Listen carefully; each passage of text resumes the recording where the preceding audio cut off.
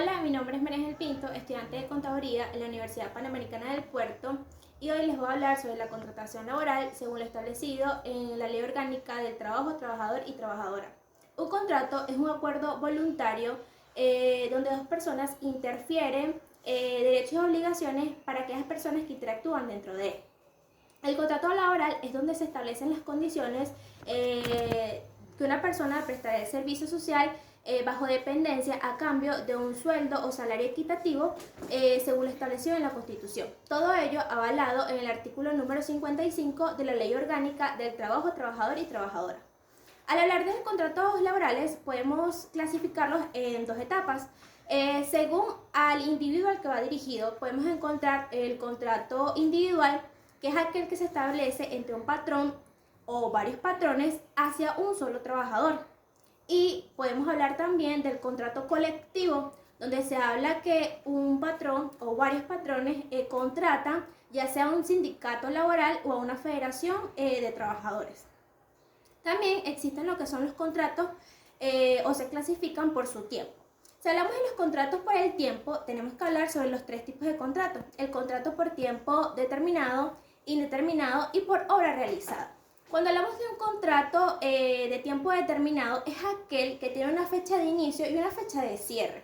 Es decir, dentro de este contrato está escrito la fecha en la que la persona o el trabajador comenzará su jornada y la fecha en la que culminará.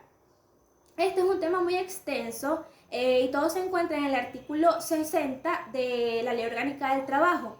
Al hablar de este tipo de contrato, no puede superar un año dentro de la empresa a la que la persona trabaja. ¿Por qué?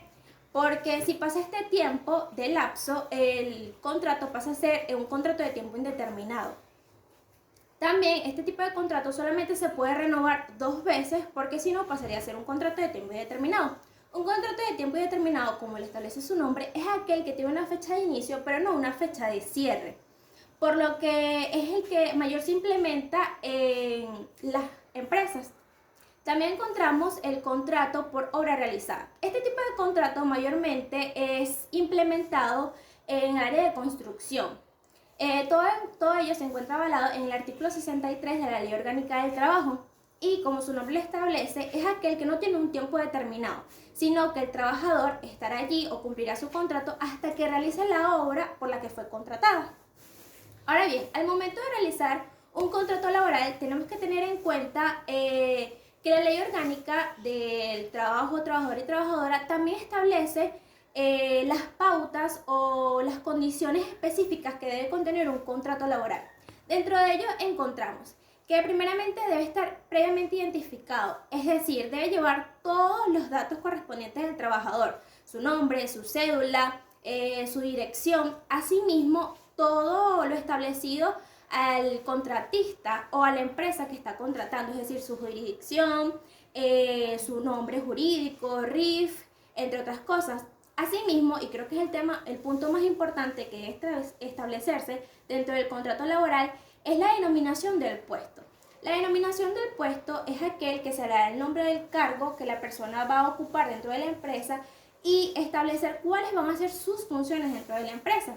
Esto es un punto muy importante porque si estas funciones no se establecen dentro de este contrato de manera precisa y específica, a la larga pueden ocurrir confusiones, ya que el trabajador puede cometer alguna falta de actividades que están dentro del contrato o puede haber sobreexplotación laboral por parte del contratista.